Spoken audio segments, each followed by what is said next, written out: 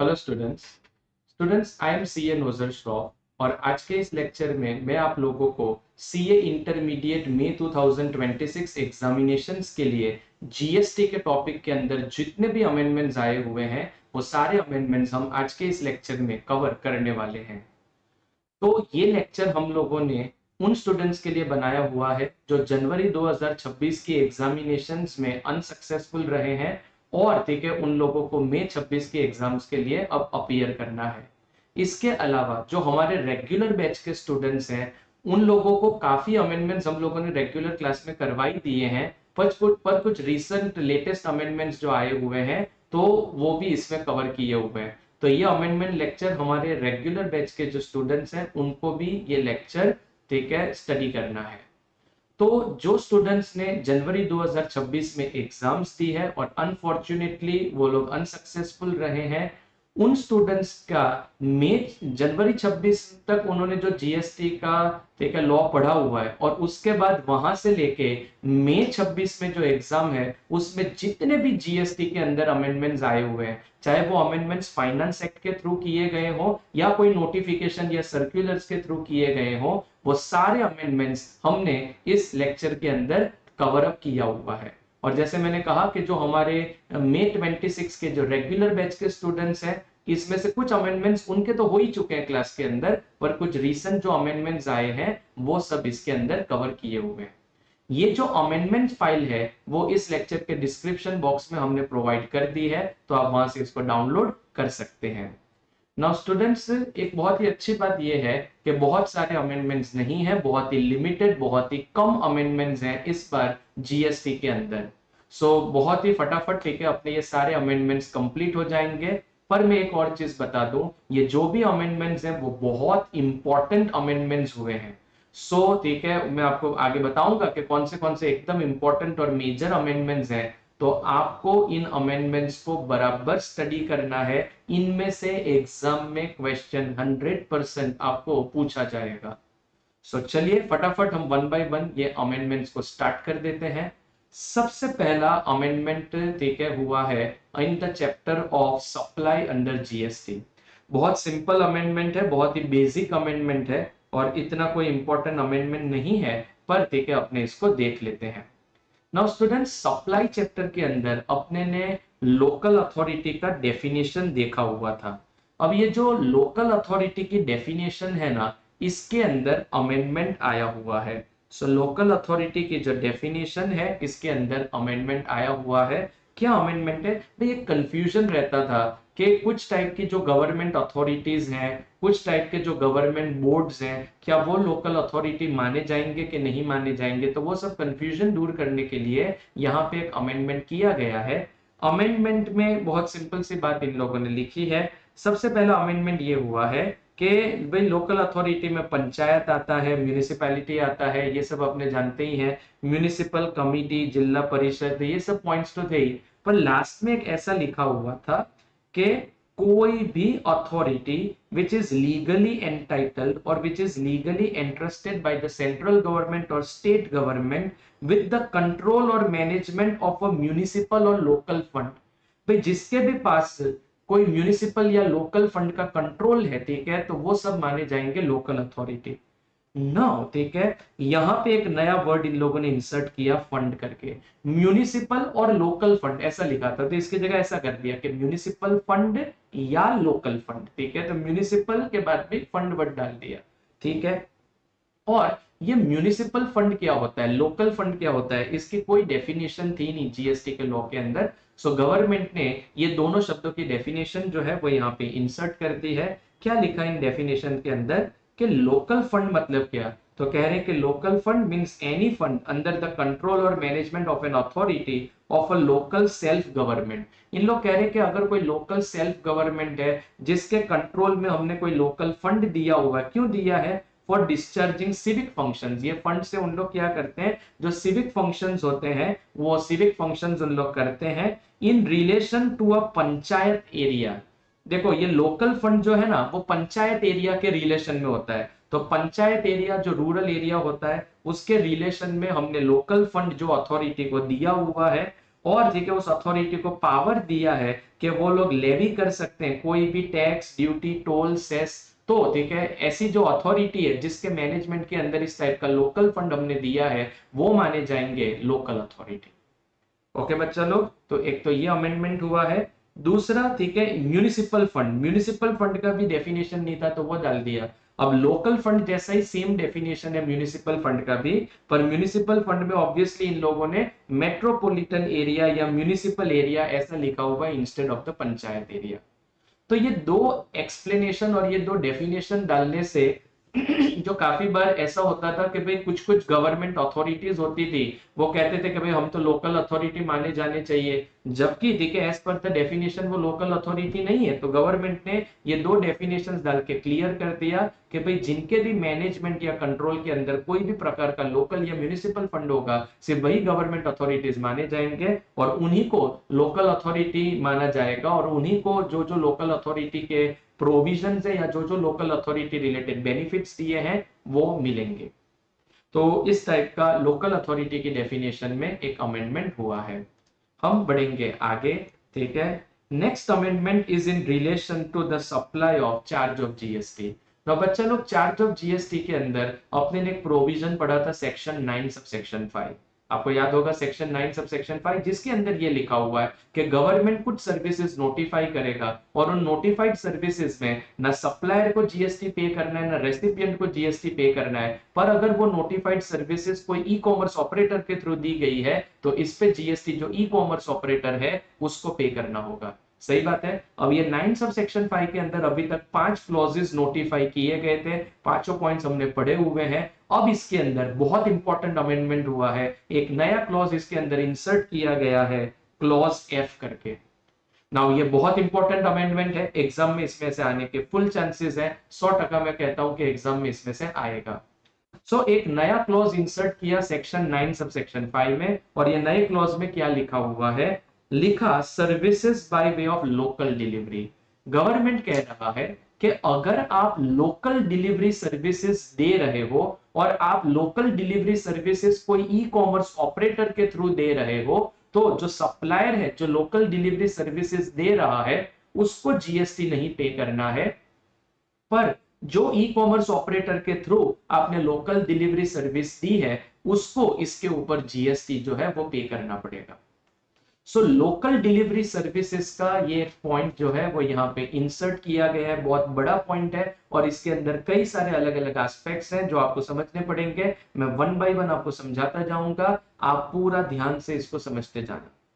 तो बच्चा लोग प्रोविजन क्या है कि अगर आप लोकल डिलीवरी सर्विसेज देते हैं, कौन देता है लोकल डिलीवरी सर्विसेज, तो बेसिकली स्टूडेंट्स आप लोग जानते हो कि आजकल जो ये स्विगी जोमेटो ये सब जो ई कॉमर्स एप्स हैं आप इनसे रेस्टोरेंट से खाना मंगवाते हो तो वो डिलीवरी पर्सन आता है स्विगी जोमेटो का, ठीक है, वो पर्सन आपको आके डिलीवरी देके जाता है। तो ये क्या हुआ लोकल डिलीवरी सर्विसेज। ओके, आप सिंपल सा देखे लोकल डिलीवरी कर रहे हैं। नाउ मैं आपको एक चीज बता दूं, लोकल डिलीवरी सर्विसेज का कोई डेफिनेशन नहीं दिया कि what is the meaning of local delivery, पर कॉमन सेंस से समझना है कि नॉर्मली ठीक है विद इन द सिटी जो भी लोकल डिलीवरी का सब काम होता है, ठीक है, तो उनको हम लोकल डिलीवरी सर्विसेज कह सकते हैं। सो गवर्नमेंट यहाँ पे कह रहा है कि अगर आप लोकल डिलीवरी सर्विसेज दे रहे हो और ये लोकल डिलीवरी सर्विसेज अगर आपने ई कॉमर्स ऑपरेटर के थ्रू दी है, तो अब जैसे वो स्विगी जोमेटो वाला जो डिलीवरी बॉय है, ठीक है, वो अपने को आके डिलीवरी करके जाता है, तो गवर्नमेंट कह रहा है कि वो जो डिलीवरी पर्सन है ना उसको जीएसटी नहीं पे करना है। आपने सर्विस दी है स्विगी या जोमेटो के थ्रू तो ठीक है उन लोग इसके ऊपर जीएसटी पे करेंगे। पॉइंट समझ में आया। तो एकदम सिंपल सा लिखा हुआ है कि अगर आप लोकल डिलीवरी सर्विसेज दे रहे हैं और ये सर्विसेज अगर आप कोई ई कॉमर्स ऑपरेटर के थ्रू दे रहे हो तो फिर ऐसे केस में इसके ऊपर जीएसटी जो है वो ई कॉमर्स ऑपरेटर जो है उसको इसके ऊपर जीएसटी गवर्नमेंट को पे करना पड़ेगा। और ऑब्वियस सी बात है, अब स्टूडेंट्स देखो वो जो लोकल डिलीवरी वाला है वो तो बोलेगा कि भाई मेरा टर्नओवर तो 20 लाख के अंदर, तो मैं तो जीएसटी में रजिस्टर्ड ही नहीं हूं, तो वो कहां से जीएसटी देगा। तो गवर्नमेंट ने इसमें ई कॉमर्स के ऊपर ये बर्डन डाल दिया है। नाउ देखो इसमें कौन कौन कवर होंगे, ठीक है, ध्यान से समझते जाना। सो जैसे मैंने आपको कहा कि स्विगी हो गया, जोमेटो और इस टाइप के जो भी एप्स हैं, अभी तक इन लोग है ना, जब आपको फूड डिलीवर करते हैं तो इन लोग डिलीवरी चार्जेस लगाते थे। ये डिलीवरी चार्जेस के ऊपर इन लोग गवर्नमेंट को जीएसटी नहीं देते थे। गवर्नमेंट ने बोला क्यों भाई जीएसटी नहीं दे रहे हो, तो इन लोग कहते हैं कि भाई हम तो खाली डिलीवरी चार्जेस लगा रहे हैं, पर ये पैसा हम थोड़ी लेते हैं, ये पैसा तो हम वो डिलीवरी पर्सन जो है उसको दे देते हैं, तो सर्विस तो उसने दी है, तो आप जीएसटी उससे मांगो, हमसे क्यों मांग रहे हो। हम तो खाली पैसा कलेक्ट कर रहे हैं, पर सर्विस तो वो डिलीवरी पर्सन दे रहा है और ये पैसा हम उसी को दे देते हैं, तो ठीक है जीएसटी उसको भरना चाहिए, वो सप्लायर है। तो ऐसे करके स्विगी जोमेटो जो है वो लोग ये डिलीवरी चार्जेस के ऊपर कोई जीएसटी गवर्नमेंट को पे नहीं करते थे, क्योंकि वो डिलीवरी पर्सन बोलेगा कि मेरा तो 20 लाख के अंदर, तो वो तो पे करने से रहा। तो लोकल डिलीवरी या जो डिलीवरी चार्जेस होते थे, इसके ऊपर गवर्नमेंट को जीएसटी मिलता नहीं था।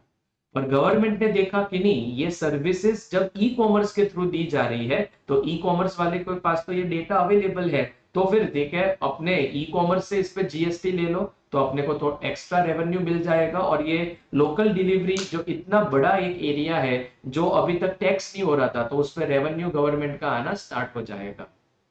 अब क्या होगा कि स्विगी जोमेटो वाले जो भी ये डिलीवरी चार्जेस लगाएंगे, भले इन लोग पैसा वो डिलीवरी पर्सन को दे देंगे, तो भी इसके ऊपर जीएसटी ये स्विगी जोमेटो वाले को पे करना है, क्योंकि ये लोकल डिलीवरी सर्विसेज है और ये ई कॉमर्स ऑपरेटर के थ्रू दी गई है। तो स्विगी जोमेटो ये सब लोग अब इसके अंदर कवर हो जाएंगे। अच्छा, दूसरा इसमें कौन कवर होगा, तो आप जानते हो कि एक है जेप्टो, ठीक है, जेप्टो है, ब्लिंकिट है ना, और स्विगी इंस्टामार्ट है।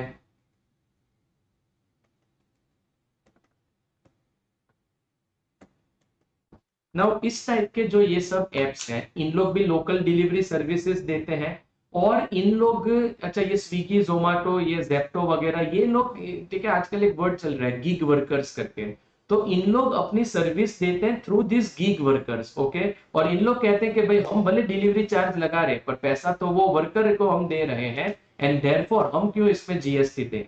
तो अब जेप्टो, ब्लिंकिट, स्विगी, इंस्टामार्ट, इन लोग भी अगर डिलीवरी चार्जेस लगा रहे हैं, और भले ये डिलीवरी चार्जेस उन लोग दे देंगे उस डिलीवरी पर्सन को, तो भी अब इसके ऊपर जीएसटी, ठीक है, लगेगा, और जीएसटी ये जेप्टो, ठीक है, या ब्लिंकिट, इन लोगों को गवर्नमेंट को जीएसटी भरना पड़ेगा।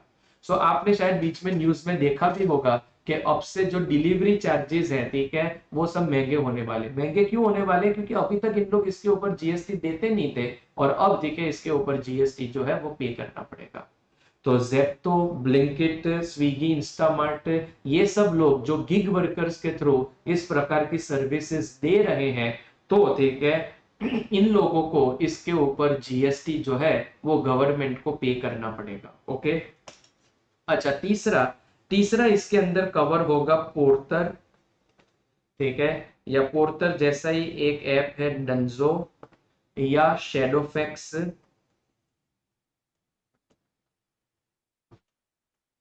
ये सब लोग जो है वो भी अब इस प्रोविजन के अंदर कवर हो जाएंगे।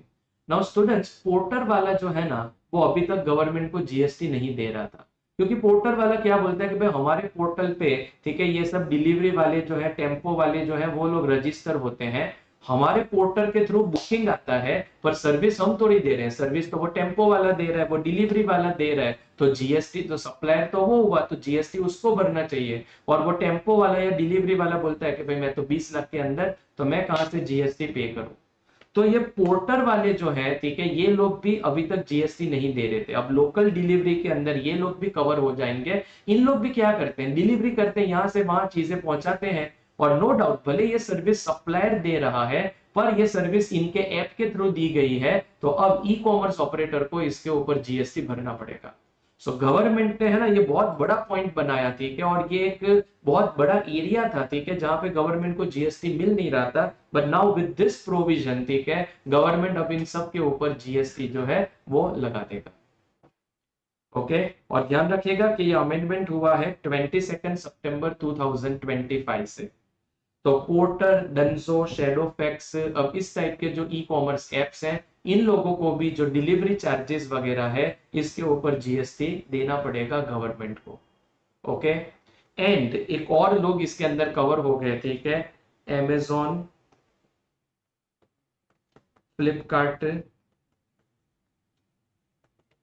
ठीक है, Amazon, फ्लिपकार्ट, मीशो और मिंत्रा, इस टाइप के जो सब ई कॉमर्स एप्स हैं, अब ये लोग भी इसके अंदर कवर हो गए। अब देखो Amazon, फ्लिपकार्ट, ये सब लोगों का है ना अपना खुद का डिलीवरी चैनल है। इन लोगों ने अपने खुद के, ठीक है, पूरा डिलीवरी सिस्टम बनाया हुआ है। इन लोग किसी से सर्विस नहीं लेते हैं और इन लोगों ने खुद, जैसे फ्लिपकार्ट का ई कार्ट करके है, और उन लोग उसके थ्रू डिलीवरी करते हैं। अब इन लोग है ना, अभी तक इन लोग भी इसके ऊपर जीएसटी नहीं भरते थे। क्यों जीएसटी नहीं भरते थे डिलीवरी चार्जेस के ऊपर फ्लिपकार्ट वाले, अमेजोन वाले? क्योंकि इन लोग बोलते हैं कि देखो, हम तो कोई वर्कर्स के थ्रू डिलीवरी सर्विस दे नहीं रहे, हम तो खुद डिलीवरी सर्विस देते हैं। और ठीक है, इन लोग ये कहते हैं कि गवर्नमेंट, आपने, ठीक है, एग्जेम्पशन चैप्टर के अंदर एक एंट्री बनाई हुई है, एंट्री नंबर 18, और एंट्री नंबर 18 में आपने ऐसा लिखा हुआ है कि अगर आप ट्रांसपोर्ट ऑफ गुड सर्विस दे रहे हो और बाय रोड ट्रांसपोर्ट कर रहे हो तो वो जीएसटी से एग्जेम्प्ट होगा। आपने एंट्री नंबर 18 में ये लिख रखा है कि अगर आप गुड्स ट्रांसपोर्टेशन सर्विस दे रहे हो और रोड से गुड्स को ट्रांसपोर्ट कर रहे हो तो वो जीएसटी से एग्जेम्प्ट होगा। हाँ, अगर आप जीटीए हैं तो टैक्सेबल होगा, कुरियर वाले हैं तो टैक्सेबल होगा। तो अमेजोन, फ्लिपकार्ट ये सब बोलते हैं कि गवर्नमेंट, हम जीटीए तो है नहीं, ना ही हम कुरियर वाले हैं, पर हम लोग भी रोड से गुड्स को ट्रांसपोर्ट करते हैं, तो हमको ये एंट्री नंबर 18 का एग्जेम्पशन मिलना चाहिए, और इस कारण से इन लोग भी इसके ऊपर जीएसटी नहीं देते थे। तो गवर्नमेंट ने अब जो ये लोकल डिलीवरी सर्विस वाला पॉइंट बनाया है, तो इन लोग भी अब इसमें कवर हो जाएंगे। और Amazon, फ्लिपकार्ट जो लोग खुद डिलीवर करते हैं, ठीक है, उन लोगों को भी अब डिलीवरी चार्जेस वगैरह जो भी लगेंगे उसके ऊपर गवर्नमेंट को जीएसटी देना पड़ेगा। बात समझ में आ रही है? सो ये भी एक ग्रे एरिया था कि क्या Amazon, फ्लिपकार्ट और इस टाइप के जो ई कॉमर्स एप्स है, क्या इन लोगों को गवर्नमेंट को जीएसटी देना है? तो जी हाँ, अब इनको जीएसटी गवर्नमेंट को देना पड़ेगा। तो समझो कि ये जो पॉइंट गवर्नमेंट ने बनाया है ना, ये एक ऐसा हो गया कि गवर्नमेंट ने लास्ट बॉल पे एक छक्का मार दिया, ठीक है, और ऐसा शॉट लगाया कि ये सब ई कॉमर्स वाले जो है वो अब इसके अंदर फंस जाएंगे। ओके बच्चा लोग, सो ध्यान रखना, इस टाइप का एक पॉइंट आया है कि अगर आप लोकल डिलीवरी सर्विसेज दे रहे हैं और आप ये सर्विसेज कोई भी ई कॉमर्स ऑपरेटर के थ्रू दे रहे हो तो इसके ऊपर जीएसटी वो ई कॉमर्स ऑपरेटर जो है उसको, गवर्नमेंट को जीएसटी पे करना पड़ेगा। ओके बच्चा लोग, तो ये पॉइंट ध्यान रखना। नाउ इसी पॉइंट के साथ साथ, अभी इस पॉइंट में एक पॉइंट और समझाना है, पर सुन लो, गवर्नमेंट ने क्या किया, ये एग्जेम्पशन चैप्टर के अंदर एंट्री नंबर 18 के अंदर अमेंडमेंट कर दिया, और अमेंडमेंट करके ऐसा लिख दिया कि nothing content in this entry shall apply. मतलब ये एग्जेम्पशन नहीं मिलेगा। कब नहीं मिलेगा? अगर आप लोकल डिलीवरी सर्विसेज दे रहे हैं, local delivery services provided by an e commerce operator and local delivery services provided through an e commerce operator. तो वो जो Amazon, फ्लिपकार्ट वाले वो लोग कह रहे थे ना कि भाई हम जीटीए तो है नहीं, नहीं हम कुरियर वाले हैं, तो हम भी रोड से गुड्स को ट्रांसपोर्ट कर रहे हैं तो हमको एग्जेम्पशन मिलना चाहिए, पर नहीं मिलेगा। ये एंट्री नंबर 18 में भी इन लोगों ने अमेंडमेंट कर दिया और ऐसा लिख दिया कि ये एंट्री का बेनिफिट, मतलब ये एग्जेम्पशन नहीं मिलेगा। कब नहीं मिलेगा? अगर आप लोकल डिलीवरी सर्विसेज दे रहे हैं, अगर आप एक ई कॉमर्स ऑपरेटर हैं और आप खुद लोकल डिलीवरी सर्विसेज दे रहे हो, तो फिर आपको एंट्री नंबर 18 का एग्जेम्पशन नहीं मिलेगा। सो जैसे Amazon, फ्लिपकार्ट उन लोग खुद लोकल डिलीवरी सर्विसेज देते हैं तो उनको अब ये एग्जेम्पशन नहीं मिलेगा। और दूसरा यहाँ पे ये भी लिख दिया, वो स्विगी, जोमेटो, ब्लिंकिट, जेप्टो ये सबको कवर करने के लिए, कि अगर लोकल डिलीवरी सर्विसेज दी जा रही है through an e commerce operator तो उसमें भी, ठीक है, ये एग्जेम्पशन नहीं मिलेगा। तो या तो कोई ई कॉमर्स ऑपरेटर खुद लोकल डिलीवरी सर्विसेज दे, या तो कोई, ठीक है, ई कॉमर्स ऑपरेटर जो है, ठीक है, वो कोई या तो कोई पर्सन ई कॉमर्स ऑपरेटर के through local services, local delivery services दे। अब ये दोनों ही सिचुएशन में ये एंट्री का एग्जेम्पशन नहीं मिलेगा। सो अगर लोकल डिलीवरी सर्विसेज कोई ई कॉमर्स ऑपरेटर खुद दे रहा है या लोकल डिलीवरी सर्विसेज कोई ई कॉमर्स ऑपरेटर के थ्रू दी जा रही है, दोनों ही सिचुएशन में एग्जेम्पशन नहीं मिलेगा। ओके। और दूसरा, इन लोगों ने इस पॉइंट के अंदर जो जीटीए का डेफिनेशन दिया था, वो जीटीए के डेफिनेशन में भी अमेंडमेंट कर दिया और ऐसा लिख दिया कि GTA will not include an e commerce operator by whom local delivery services are provided और an e commerce operator through whom local delivery services are provided. Government कह रहा है कि भाई देखो लोकल डिलीवरी मैटर ही अलग है, ठीक है, और जीटीए चीजें अलग है। सो अगर आप एक ई कॉमर्स ऑपरेटर हैं और आप खुद लोकल डिलीवरी सर्विसेज दे रहे हैं तो वो ई कॉमर्स ऑपरेटर जीटीए नहीं माना जाएगा। वरना कल को उसके अमेजोन फ्लिपकार्ट कह सकते हैं कि गवर्नमेंट ओके हम भी जीटीए हो गए, तो जीटीए हो गए तो सामने वाला रिवर्स चार्ज पे भरेगा जीएसटी। कल को उन लोग ऐसा पॉइंट कह सकते हैं। और ठीक है हम जानते हैं कि जीटीए ने अगर फैक्ट्री और ठीक है जो कोऑपरेटिव सोसाइटी इन सब के अलावा किसी और को सर्विस दी है और वो पर्सन अनरजिस्टर्ड है तो वो तो जीएसटी से एग्जेम्प्ट होता है। तो कल को उठ के अमेजोन फ्लिपकार्ट या ये स्विगी जोमेटो वाले ठीक है या ब्लिंकिट जेप्टो वाले ऐसा कह सकते थे कि गवर्नमेंट हम भी तो एक काइंड ऑफ जीटीए है, चलो हम कंसाइनमेंट नोट बना के दे देते हैं तो हम भी जीटीए हैं एंड देयरफॉर ठीक है जीटीए तो एग्जेम्प्ट होता है और नहीं तो सामने वाले रिवर्स चार्ज में भरते हैं। तो ऐसा भी पॉइंट का बेनिफिट ना उठा ले इसके लिए यहाँ पे जीटीए की डेफिनेशन को अमेंड किया और जीटीए की डेफिनेशन को अमेंड करके इसमें भी लिख दिया है कि GTA will not include local delivery services. तो local delivery services all together separate चीज ही है, ये ध्यान रखना। और लोकल डिलीवरी सर्विसेज के अंदर जीएसटी भरना पड़ेगा। अगर कोई ई कॉमर्स ऑपरेटर खुद लोकल डिलीवरी सर्विसेज दे रहा है तो उस ई कॉमर्स ऑपरेटर को इसके ऊपर जीएसटी भरना पड़ेगा। और अगर कोई ई कॉमर्स ऑपरेटर के थ्रू लोकल डिलीवरी सर्विसेज दी जा रही है तो उसमें भी ई कॉमर्स ऑपरेटर जो है उसको जीएसटी गवर्नमेंट को पे करना पड़ेगा। ओके, तो इस प्रकार का एक बहुत इंपॉर्टेंट अमेंडमेंट जीएसटी के अंदर किया गया है about local delivery services. Okay students, तो ये ध्यान रखना कि सेक्शन 9 सब सेक्शन 5 में ऐसा अमेंडमेंट हुआ है जिसके अंदर ये सब टाइप के जो ई कॉमर्स ऑपरेटर्स हैं वो सब अब इसके अंदर कवर हो जाएंगे। नाउ बच्चा लोग ये पॉइंट के अंदर आगे एक चीज लिखी हुई है कि where the person supplying such services through e-commerce operator is liable for registration under section 22 subsection 1, ऐसा करके ऐसा एक्सेप्ट करके एक लिखा हुआ है। मतलब इन लोग ऐसा कह रहे हैं कि जो पर्सन लोकल डिलीवरी सर्विसेज दे रहा है थ्रू ई कॉमर्स ऑपरेटर, अगर वो डिलीवरी वाला वो जो सप्लायर है अगर वो खुद जीएसटी में रजिस्टर्ड है तो फिर ई कॉमर्स ऑपरेटर को इसके ऊपर जीएसटी नहीं पे करना है और वो जो डिलीवरी पर्सन है उसी को इसके ऊपर जीएसटी पे करना पड़ेगा। पॉइंट समझ में आया? सो इन लोग कह रहे हैं कि वैसे तो देखो अगर आपने local delivery service the through E commerce operator तो जीएसटी कौन पे करेगा? ई कॉमर्स ऑपरेटर पे करेगा। पर जो पर्सन लोकल डिलीवरी सर्विस दे रहा है वो जो डिलीवरी वाला है वो जो सप्लायर है वो खुद अगर जीएसटी में रजिस्टर्ड है तो फिर ऐसे केस में ई कॉमर्स ऑपरेटर जीएसटी नहीं पे करेगा पर वो डिलीवरी वाला खुद पे करेगा। पर डिलीवरी वाला रजिस्टर्ड हो ही नहीं सकता ना, वो डिलीवरी वाला जो है ठीक है वो पर्सन तो यही बोल देगा मेरा तो 20 लाख के अंदर। पर ऐसा नहीं, मैं आपको समझाता हूं। मान लो अमेजोन फ्लिपकार्ट ठीक है इन लोगों को डिलीवरी करनी है, इन लोगों ने मान लो अमेजोन ने पार्टनरशिप कर ली डीटीडीसी करके जो कुरियर कंपनी है या डिलीवरी करके जो कंपनी है इन लोगों के साथ पार्टनरशिप कर ली और अमेजोन ने बोला कि अब से हम डिलीवर नहीं करेंगे आपको ही डिलीवर करने का। तो ये डीटीडीसी या डिलीवरी वाले ये तो बड़ी बड़ी कुरियर कंपनीज हैं और इन लोग तो खुद जीएसटी में रजिस्टर्ड होंगे।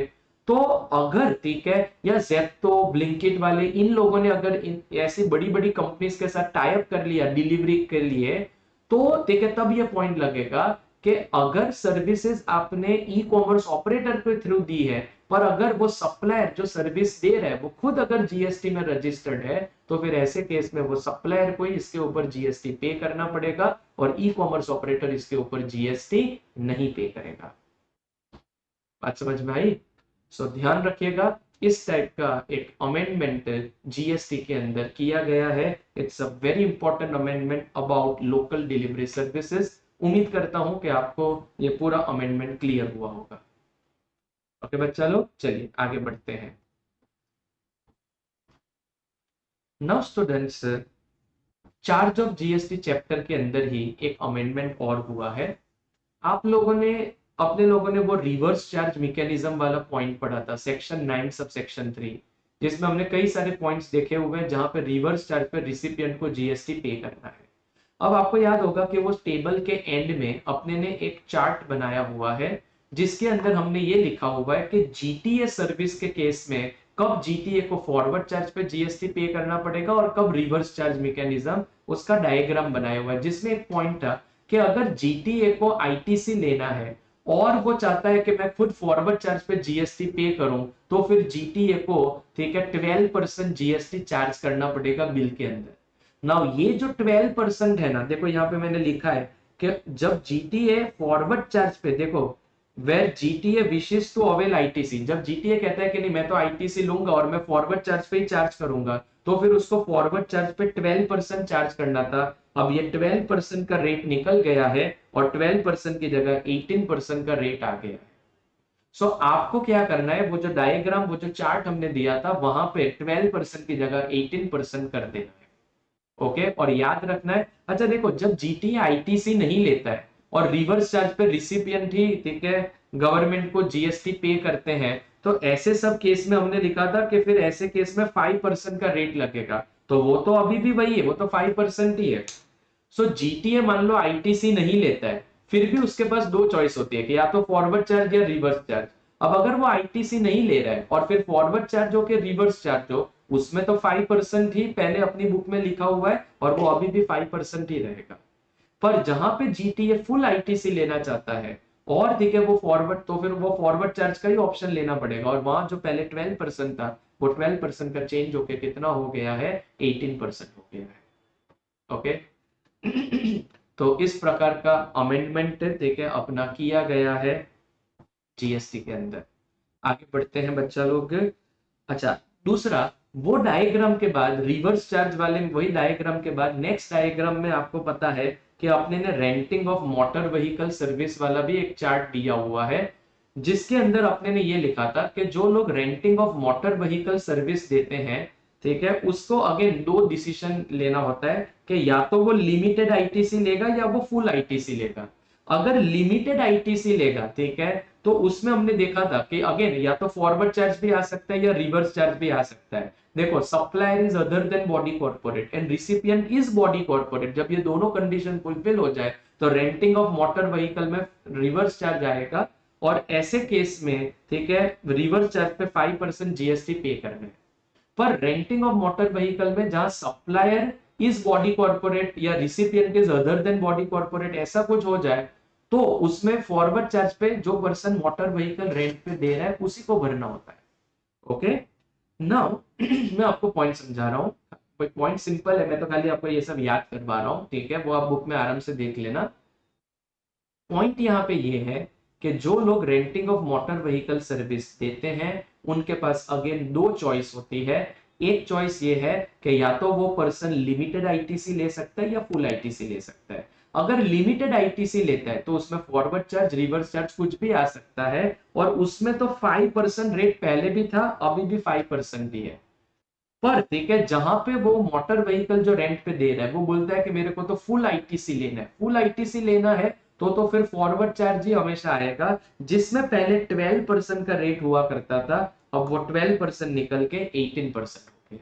तो सेम जीटीए जैसा ही, जहां जीटीए फॉरवर्ड चार्ज पे चार्ज करता है और फुल आईटीसी लेने वाला है, तो वहां पे जीटीए को 18% चार्ज करना है। सेम चीज, जो पर्सन मोटर व्हीकल रेंट पे दे रहा है और अगर वो फुल आईटीसी लेने वाला है, तो फिर ऐसे केस में उसको 18% ही जीएसटी चार्ज करना पड़ेगा फॉरवर्ड चार्ज पे।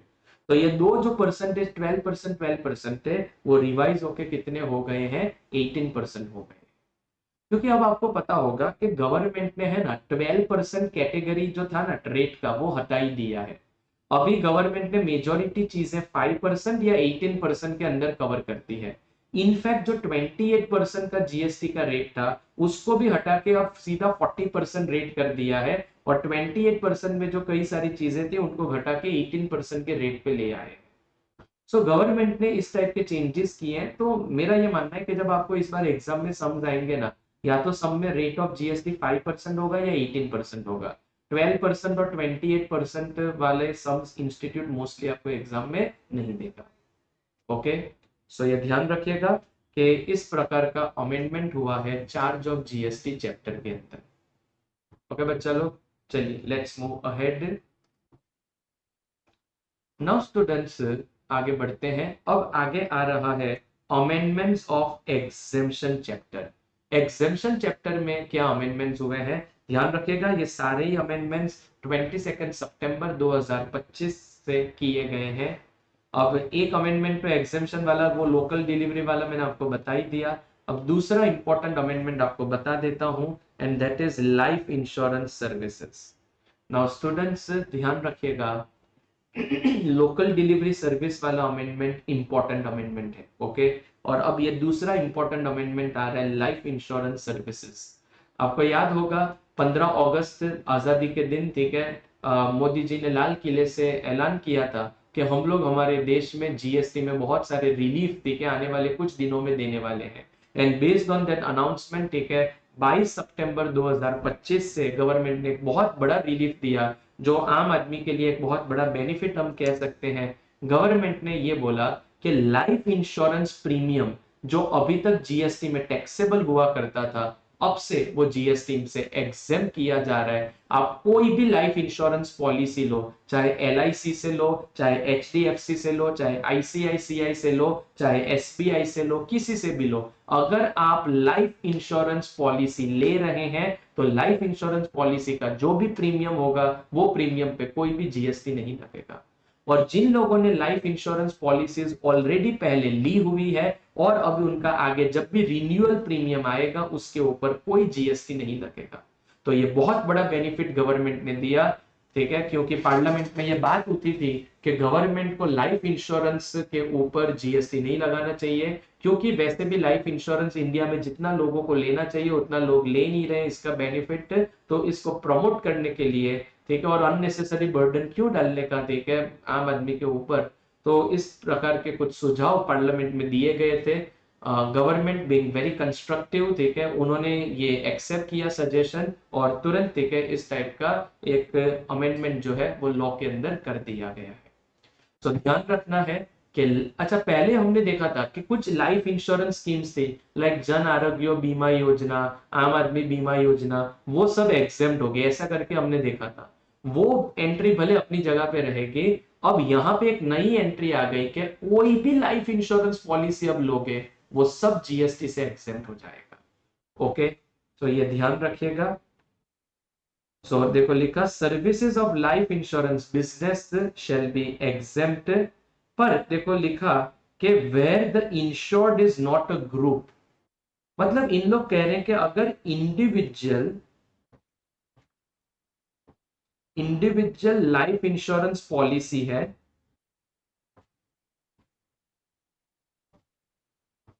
तो वो जीएसटी से क्या होगा, एग्जेम्प्ट होगा। और अगर आपने ग्रुप लाइफ इंश्योरेंस पॉलिसी ली है, शॉर्ट में लिख रहा हूं LIP, group life insurance policy ली है तो वो टैक्सेबल होगी, ये याद रखना। यहां पे कह रहे हैं कि life insurance will be exempt from GST, ठीक है, पर कब, where the insured is not a group, group नहीं होना चाहिए, ठीक है, मतलब ग्रुप है तो फिर वो टैक्सेबल होगा। अगर इंडिविजुअल लाइफ इंश्योरेंस पॉलिसी है तो एग्जेम्प्ट होगा। ना आप सोच रहे होंगे कि सर ये ग्रुप लाइफ इंश्योरेंस ये क्या होता है। सो देखो, ग्रुप लाइफ इंश्योरेंस में क्या होता है कि जैसे अगर कोई बड़ा ग्रुप अपने ने बनाया है और, ठीक है, वो ग्रुप के थ्रू, ठीक है, लाइफ इंश्योरेंस पॉलिसी ली गई है, समझाता हूं, ठीक है। जैसे समझो कि भाई for example LNT company, now LNT company ने डिसाइड किया कि भाई हमारे जितने भी एम्प्लॉयज हैं सबका लाइफ इंश्योरेंस होना चाहिए। और चलो ठीक है, अपनी कंपनी के बेनिफिट, अपने एम्प्लॉयज के बेनिफिट के लिए इन लोग कोई लाइफ इंश्योरेंस कंपनी के पास गए, मान लो एलएनटी वाले गए आईसीआईसीआई लाइफ इंश्योरेंस वालों के पास, और ठीक है उन्होंने उनके साथ, ठीक है, कॉन्ट्रैक्ट किया कि देखो एलएनटी कंपनी का अगर कोई भी एम्प्लॉय आएगा लाइफ इंश्योरेंस लेने के लिए तो अपने ग्रुप लाइफ इंश्योरेंस स्कीम के हिसाब से आप उसको लाइफ इंश्योरेंस दीजिएगा। एंड ठीक है, वो ग्रुप लाइफ इंश्योरेंस में फायदा ये होता है कि, ठीक है, उसमें प्रीमियम, ठीक है, कम चार्ज होता है। अब मान लो कि भाई एलएनटी कंपनी के लाखों एम्प्लॉयज हैं, वो लोग इस लाइफ इंश्योरेंस का बेनिफिट लेंगे तो लाइफ इंश्योरेंस कंपनी को तो कितना बड़ा बिजनेस मिलेगा। तो उन लोग जो नॉर्मल प्रीमियम होते हैं उससे प्रीमियम एकदम कम कर देते हैं ग्रुप लाइफ इंश्योरेंस स्कीम्स के अंदर। तो इस प्रकार की लाइफ इंश्योरेंस स्कीम्स जो होती है उसको हम कहते हैं ग्रुप लाइफ इंश्योरेंस स्कीम। तो फिर अब कोई भी एलएनटी का एम्प्लॉय है तो वो अपना एम्प्लॉय आईडी वगैरह देके, ठीक है, आईसीआईसीआई से इंश्योरेंस अगर लेगा, ठीक है, तो उसको ये ग्रुप लाइफ इंश्योरेंस स्कीम के अंदर इंश्योरेंस दिया जाएगा और वो इंश्योरेंस प्रीमियम जीएसटी के अंदर टैक्सेबल होगा। मैं ये नहीं कह रहा हूं कि इसका प्रीमियम एलआईसी ये एलएनटी कंपनी वाले पे करेंगे, उन लोग भी पे कर रहे हो सकते हैं या वो एम्प्लॉय को भी पे करना पड़ सकता है, उससे कोई फर्क नहीं पड़ता है। अगर ग्रुप लाइफ इंश्योरेंस है तो ध्यान रखिएगा कि group life insurance will be taxable in GST. Okay, अच्छा, जरूरी नहीं कि ग्रुप लाइफ इंश्योरेंस में एम्प्लॉयर एम्प्लॉय ही हो। भाई for example bank of Baroda ने, ठीक है, एक स्कीम निकाली कि भाई जो भी हमारे बैंक ऑफ बड़ौदा के हाउसिंग लोन के जो भी कस्टमर्स होंगे उन सबको हम लाइफ इंश्योरेंस प्रोवाइड करेंगे। एक लाइफ इंश्योरेंस कंपनी के साथ उन लोगों ने टाई अप कर दिया और, ठीक है, अगेन एक ऐसा ग्रुप इंश्योरेंस स्कीम बना दिया। सो अगर मान लो कि मैंने बीओबी से होम लोन लिया हुआ है तो मैं इस स्कीम का बेनिफिट लेके, ठीक है, लाइफ इंश्योरेंस ले सकता हूं, तो ये भी ग्रुप लाइफ इंश्योरेंस हो गया। जहां पे, ठीक है, अगर अपने बीओबी के हाउसिंग लोन अकाउंट होल्डर है तो, ठीक है, अपने को ये स्कीम का बेनिफिट मिलेगा और अपने को मार्केट रेट से कम रेट पे, ठीक है, इंश्योरेंस मिल जाएगा। तो ये भी ग्रुप लाइफ इंश्योरेंस हुआ। तो कह रहे हैं कि अगर ग्रुप लाइफ इंश्योरेंस है, ठीक है, तो वो जीएसटी के अंदर टैक्सेबल होगा, ये याद रखना। पॉइंट समझ में आ गया? तो इस टाइप का एक अमेंडमेंट हुआ है, एक नई एंट्री आई है, एंट्री नंबर 36 कैपिटल सी करके। नाउ देखो आगे क्या कह रहे हैं कि for the removal of doubts it is hereby clarified, कुछ चीजें क्लियर कर रहे हैं कि this exemption shall apply to contract of insurance where an insured is an individual or individual and family. Now देखो, याद रखना, individual life insurance policy exempt, group life insurance policy taxable. अब याद रखना, एक होता है family floater, family floater life insurance policy, ये भी एग्जेम्प्ट। सो ये एक्सप्लेनेशन का जो फर्स्ट पॉइंट है ना, ये अपने को क्या कह रहा है कि अगर लाइफ इंश्योरेंस पॉलिसी आपने ली है उसमें इंडिविजुअल भी कवर्ड हो सकता है और साथ में उस इंडिविजुअल की फैमिली भी अगर कवर्ड है तो इसको कहते हैं फैमिली फ्लोटर पॉलिसी। तो ये फैमिली फ्लोटर पॉलिसी भी एग्जेम्प्ट होगी। अब आप बोलेंगे सर ये तो ग्रुप हो गया, इंडिविजुअल और उसके फैमिली वाले नहीं, ग्रुप ये नहीं हुआ। ग्रुप के मैंने पहले आपको जो एग्जांपल दिया ना वही ग्रुप माने जाएंगे। ओके, ये लोग तो एक ही मेंबर के, एक ही फैमिली के सब लोग हैं। तो देखो ऐसा हो सकता है कि भाई फॉर एग्जांपल कोई पर्सन ने, ठीक है, लाइफ इंश्योरेंस लिया 1 करोड़ का, ठीक है, पर ये फैमिली फ्लोटर पॉलिसी, उसमें उसने क्या बोला कि देखो मैं और मेरी वाइफ दोनों इस पॉलिसी के अंदर कवर्ड होंगे। अगर हस्बैंड की डेथ हो जाए, ठीक है, तो वाइफ को पैसा मिल जाएगा, अगर वाइफ की डेथ हो जाए तो हस्बैंड को पैसा मिल जाएगा। एक ही पॉलिसी में दो लोगों की लाइफ इंश्योर की गई है, तो ऐसी पॉलिसी को हम कहते हैं फैमिली फ्लोटर पॉलिसी। तो अगर ऐसी फैमिली फ्लोटर पॉलिसी है तो वो कोई ग्रुप लाइफ इंश्योरेंस नहीं हुआ और वो एग्जेम्प्ट ही होगा। ओके, उसका भी जो प्रीमियम होगा वो एग्जेम्प्ट होगा। और फैमिली मतलब क्या, तो इन लोग कह रहे हैं कि फैमिली का जो डेफिनेशन अपने ने पहले देखा था सप्लाई चैप्टर के अंदर वो नहीं, यहाँ पे इन लोग कह रहे हैं कि इंश्योरेंस के अंदर फैमिली मतलब उस इंश्योरेंस कंपनी ने ये फैमिली फ्लोटर पॉलिसी में जो भी फैमिली मेंबर्स को इंक्लूड किया हुआ है वो सब फैमिली माने जाएंगे। तो basically family will include all the individuals included as family in the contract of insurance. उस इंश्योरेंस कंपनी ने फैमिली के अंदर जिन लोगों को भी इंक्लूड किया है वो सब फैमिली माने जाएंगे। ओके बच्चा लोग, तो इस टाइप का अमेंडमेंट किया गया है। तो बेसिकली मान लो कि उस फैमिली फ्लोटर पॉलिसी में मेन पर्सन, ठीक है, उसकी वाइफ और उस पर्सन के मदर फादर, अगर इनको भी कवर किया गया है तो ये फैमिली फ्लोटर पॉलिसी हुआ, ठीक है, और ये सब फैमिली माने जाएंगे। तो बेसिकली ऐसी फैमिली फ्लोटर पॉलिसीज जो होंगी ये भी जीएसटी से क्या होंगी, एक्सेप्ट होगी। ओके, तो इस टाइप का अमेंडमेंट किया गया है with regards to life insurance services. आगे बढ़ेंगे हम, ठीक है। दूसरा और एक इंपॉर्टेंट अमेंडमेंट आ रहा है, health insurance services. Local delivery वाला इंपॉर्टेंट था, लाइफ इंश्योरेंस वाला इंपॉर्टेंट था, और अब ये तीसरा हेल्थ इंश्योरेंस सेम, ठीक है, जो मैंने आपको सब बताया कि गवर्नमेंट ने देखा कि भाई इंडिया में हेल्थ इंश्योरेंस भी तो लोग इतना ले नहीं रहे, मेडिक्लेम वगैरह, तो ठीक है गवर्नमेंट ने अब क्या कर दिया कि चलो ठीक है ये हेल्थ इंश्योरेंस पे भी जीएसटी नहीं लगाना चाहिए, तो अगर आप मेडिक्लेम लेंगे और आप हेल्थ इंश्योरेंस प्रीमियम पे कर रहे हैं तो वो प्रीमियम अब जीएसटी से एग्जेम कर दिया गया है। और सिंपल लिखा कि health insurance will B exempt from GST, पर इसमें फिर से लिखा कि insured should not be a group.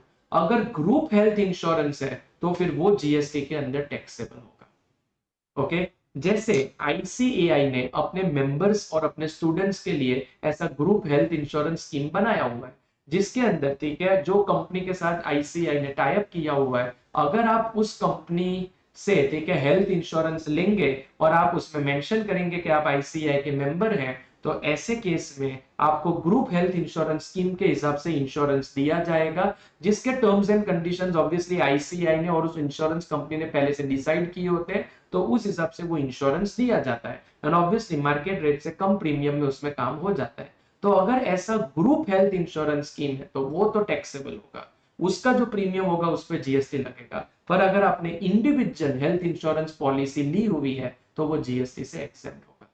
तो सेम जो मैंने आपको लाइफ इंश्योरेंस में बताया ना, वही सेम कि इंडिविजुअल ठीक है हेल्थ इंश्योरेंस है तो एक्सेप्ट, ग्रुप हेल्थ इंश्योरेंस है तो टैक्सेबल, और इसमें भी फैमिली फ्लोटर है तो अगेन एग्जेम्प्टेड। सो याद रखिएगा कि अगर आप मेडिक्लेम ले रहे हैं, हेल्थ इंश्योरेंस ले रहे हैं, तो वो जीएसटी से एग्जेम्प्ट होगा। और इसमें भी फिर से वही लिखा हुआ है कि अगर वो इंडिविजुअल तो कवर्ड है ही, और इंडिविजुअल के साथ साथ उसकी फैमिली भी कवर्ड है, तो फैमिली फ्लोटर पॉलिसी है। हेल्थ इंश्योरेंस में मोस्टली फैमिली फ्लोटर पॉलिसी लोग लेते हैं, जहां पे जो हस्बैंड है, वाइफ है, दो बच्चे हैं, सब एक ही पॉलिसी के अंदर कवर्ड है, और किसी को भी अगर कोई मेडिकल कॉस्ट आएगा, कोई हॉस्पिटलाइजेशन वगैरह होगा, तो इंश्योरेंस कंपनी जो है वो इसका पैसा देगी। तो ठीक है यहाँ पे ये ध्यान रखिएगा कि मोस्टली हेल्थ इंश्योरेंस में फैमिली फ्लोटर पॉलिसी होती है, और फैमिली फ्लोटर पॉलिसी भी एग्जेम्प्ट होगी। और यहाँ पे फिर से कि फैमिली मतलब क्या, तो जो जो फैमिली मेंबर्स को ये पॉलिसी के अंदर इंक्लूड किया गया है वो सब माने जाएंगे फैमिली।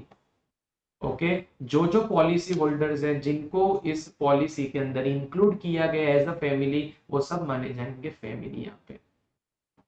ओके बच्चा लोग, तो this is the point about health insurance services.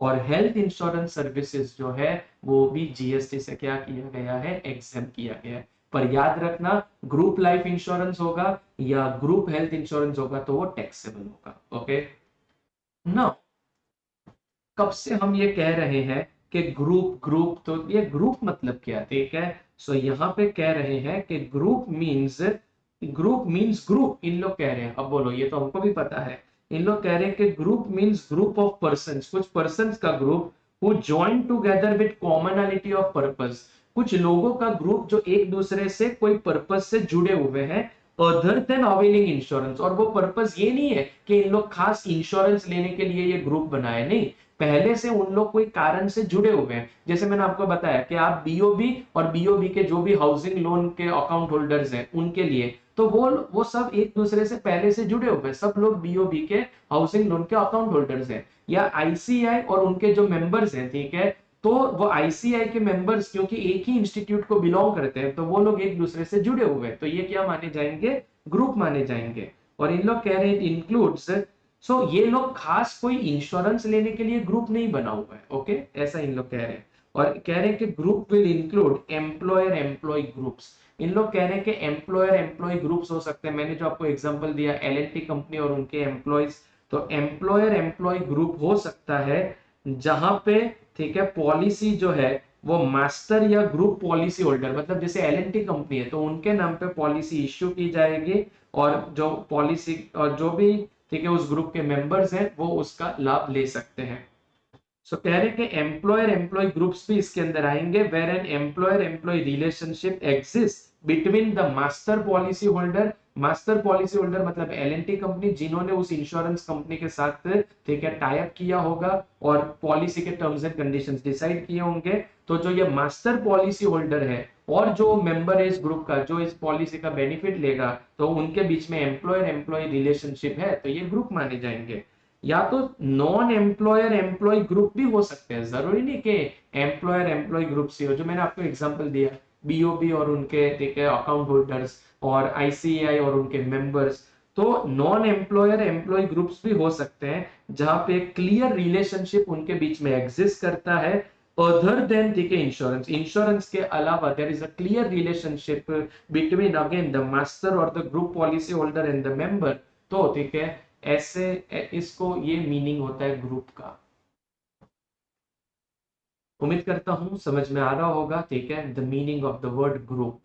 अच्छा और एक और यहाँ पे पॉइंट दिया है, हम कह रहे हैं कि health insurance is exempt from GST. तो भाई ये हेल्थ इंश्योरेंस मतलब क्या? तो इन लोग कह रहे हैं कि हेल्थ इंश्योरेंस मींस जहां पे कोई भी प्रकार की सिकनेस बेनिफिट्स या मेडिकल सर्जिकल या हॉस्पिटल एक्सपेंसेस को कवर किया जाता है, और अगर पॉलिसी होल्डर को इस टाइप के एक्सपेंसेस होंगे तो इंश्योरेंस कंपनी पेमेंट करेगी, तो इसको कहते हैं हेल्थ इंश्योरेंस। वेदर इन पेशेंट और आउट पेशेंट, जरूरी नहीं कि पेशेंट हॉस्पिटल में एडमिट होगा और इंश्योरेंस कंपनी पैसा दे उसी को हेल्थ इंश्योरेंस माना जाएगा। आजकल कुछ ऐसी पॉलिसीज भी आ रही है जहां पे पेशेंट हॉस्पिटल में एडमिट नहीं हो रहा है तो भी ठीक है इंश्योरेंस कंपनी जो है ठीक है वो उसका पेमेंट करती है। तो वेदर इन पेशेंट और आउट पेशेंट ठीक है, तो अब ऐसा जरूरी नहीं कि पेशेंट एडमिट होगा तो ही ठीक है इंश्योरेंस से पैसा मिलेगा। कुछ कुछ ऐसे प्रोसीजर्स हैं मेडिकल प्रोसीजर्स जहां आप एडमिट नहीं होते हो तो भी वो इंश्योरेंस के अंदर कवर किया जाता है, तो ये सब हेल्थ इंश्योरेंस से माना जाएगा। एंड इन लोग कह रहे हैं कि health insurance will include travel cover and personal accident cover. अब देखो आप जा रहे हो यूरोप घूमने के लिए और 20 दिन का टूर है, तो आपने 20 दिन के लिए खास इंश्योरेंस पॉलिसी ली है, क्योंकि आपको पता है कि भाई इंडिया में तो बीमार पड़ो ना तो फिर भी चल जाता है, पर अगर आप फॉरेन कंट्री जाके बीमार पड़ो ना तो वहां तो जो हॉस्पिटल का वो बिलाड़ा आता है ना ठीक है वो अनबेरेबल होता है। तो ठीक है गवर्नमेंट तो ठीक है आजकल लोग खास ठीक है ट्रैवल कवर के लिए खास हेल्थ इंश्योरेंस लेके जाते हैं। सो यहाँ पे कह रहे हैं कि अगर आपने ऐसा ट्रैवल के लिए हेल्थ इंश्योरेंस लिया हुआ है तो ये भी हेल्थ इंश्योरेंस ही माना जाएगा। और दूसरा कह रहे हैं पर्सनल एक्सीडेंट कवर। नाउ जो ठीक है जो लोगों का ज्यादातर ठीक है घूमने फिरने का काम होता है ठीक है जैसे सेल्समैन वगैरह जो रोड पे घूमते रहते हैं एंड ठीक है जिनका काम ही है इस टाइप का, तो उनकी लाइफ को ठीक है या उनके हेल्थ को एक्सीडेंट से बहुत रिस्क होता है, तो खास एक्सीडेंट पॉलिसीज आती है। तो इन लोग कह रहे हैं कि अगर आपने एक्सीडेंट पॉलिसी ली है तो ये भी ठीक है हेल्थ इंश्योरेंस ही माना जाएगा और ठीक है ये भी जीएसटी से एग्जेम्प्ट होगा। तो अगर आपने पर्सनल एक्सीडेंट कवर लिया हुआ है तो ये भी हेल्थ इंश्योरेंस ही माना जाएगा। तो this is the meaning of the word health insurance और ये सब चीजें जीएसटी से एग्जेम्प्ट की गई है। ओके स्टूडेंट्स, हम बढ़ेंगे आगे। आगे बढ़ेंगे एक और नया एग्जेम्पशन दिया हुआ है एंट्री नंबर 36 की। कुछ नहीं सिंपल लिखा है, इन लोगों ने कह रहे हैं कि ऊपर जो एंट्री 36 सी और डी जो अभी हमने दो नई एंट्री इंसर्ट की कि life insurance exempt health insurance exempt, तो ये तो एग्जेम्प्ट है ही। अब जो इंश्योरेंस कंपनी लाइफ इंश्योरेंस या हेल्थ इंश्योरेंस सर्विस दे रहे हैं उन लोग बाद में ये पॉलिसीज का अगर री इंश्योरेंस करवाएंगे तो वो री इंश्योरेंस भी जीएसटी से एग्जेम्प्ट होगा। सो बस ये सिंपल सा लिखा हुआ है कि री insurance of the health insurance and life insurance, तो वो री इंश्योरेंस भी जीएसटी से क्या होगा एग्जेम्प्ट होगा। ओके सो ये ध्यान रखिएगा। तो इस प्रकार के अमेंडमेंट्स किए गए हैं बच्चा लोग इन the chapter of exemption. Points आपको समझ में आ रहे होंगे, ठीक है चलिए आगे बढ़ते हैं।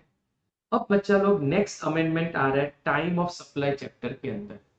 टाइम ऑफ सप्लाई चैप्टर के अंदर गवर्नमेंट ने क्या किया है, सेक्शन 12 सब सेक्शन 4 जो वाउचर का प्रोविजन था एंड 13 सब सेक्शन 4 ये गुड्स का वाउचर था और 13 सब सेक्शन 4 मतलब सर्विस का वाउचर, ये दोनों ओमिट कर दिए। 12 sub section 4 omit, 13 sub section 4 omit, ठीक है। क्योंकि गवर्नमेंट कहता है कि देखो आप मान लो कि डीमार्ट का वाउचर खरीद के अपने एम्प्लॉयज को देते हो तो ये तो ट्रांजैक्शन इन मनी हुआ, आपने डीमार्ट को पैसा दिया, डीमार्ट वाले ने आपको वाउचर दिया और ये वाउचर बाद में यूज किया जा सकता है, तो ये तो एक kind of transaction in money हो गया। तो इस पे थोड़ी जीएसटी लगा सकते हैं। तो पहले जो प्रोविजन था कि अगर सप्लाई आइडेंटिफाइबल है तो जब वाउचर इश्यू हुआ तब मान लो ठीक है टाइम ऑफ सप्लाई, अब वो सब नहीं लगेगा। 12 4 ओमिटेड, ठीक है। तो अब ओमिटेड, तो ऐसा वाउचर, ठीक है, जब सेल होगा तब तो कोई जीएसटी नहीं भरना है। बेसिकली जब वाउचर रिडीम होगा तभी अब जीएसटी लिया जाएगा, क्योंकि 12(4) तो ओमिट हो गया, ठीक है। अब मान लो आपने वाउचर लेके अपने एम्प्लॉय को दे दिया, आपका एम्प्लॉय बाद में गया डीमार्ट में, वो वहां पे वो वाउचर यूज करता है और उससे अलग अलग चीज का शॉपिंग करेगा। तो डीमार्ट वाला जब ये वाउचर रिडीम होगा तब डीमार्ट वाला बिल बनाएगा और बिल में जीएसटी लगा देगा। तो 12(4) ओमिट हो गया, तो अब इसमें 12(2) ही लगाना है। और 12(2) के हिसाब से टाइम ऑफ सप्लाई क्या होगा, तो date of issue of invoice, जिस दिन इनवॉइस इश्यू हुआ वो डेट, या तो last day to issue invoice. अब लास्ट डे तुरंत ही, ठीक है, जहां पे भी वाउचर होगा बिल तुरंत ही बन जाता है। तो बेसिकली अब आपको याद रखना है कि 12(4) ओमिट हो गया है, और इसके ओमिट होने के कारण अब वाउचर के केस में 12 सबसेक्शन 2 वाला प्रोविजन ही लगेगा। और सिंपल वर्ड्स में समझना हो तो ध्यान रखना कि इसका मतलब ये होगा कि जिस दिन वाउचर रिडीम किया जाएगा उसी दिन को माना जाएगा टाइम ऑफ सप्लाई। सेम चीज सर्विसेज में, सर्विसेज का भी जो वाउचर होता है तो उसका 13(4) ओमिट हो गया है। तो अगर सर्विसेज का वाउचर है, जब वाउचर इश्यू हुआ होगा तब कोई टाइम ऑफ सप्लाई नहीं हुआ है। अब इसमें भी 13 सबसेक्शन 2 ही लगेगा, और 13 सबसेक्शन 2 के हिसाब से टाइम ऑफ सप्लाई ऑब्वियसली जब आप वो प्रोविजन लगाओगे तो यही निकलेगा कि जिस दिन वाउचर रिडीम किया उस जगह उस दिन को मानना है अपने को टाइम ऑफ सप्लाई। ओके, तो 12 सबसेक्शन 4 एंड 13 सबसेक्शन 4 ये दोनों ओमिट हो गए, ये ध्यान रखिएगा। ओके बच्चा लोग, तो अपने आगे बढ़ते हैं।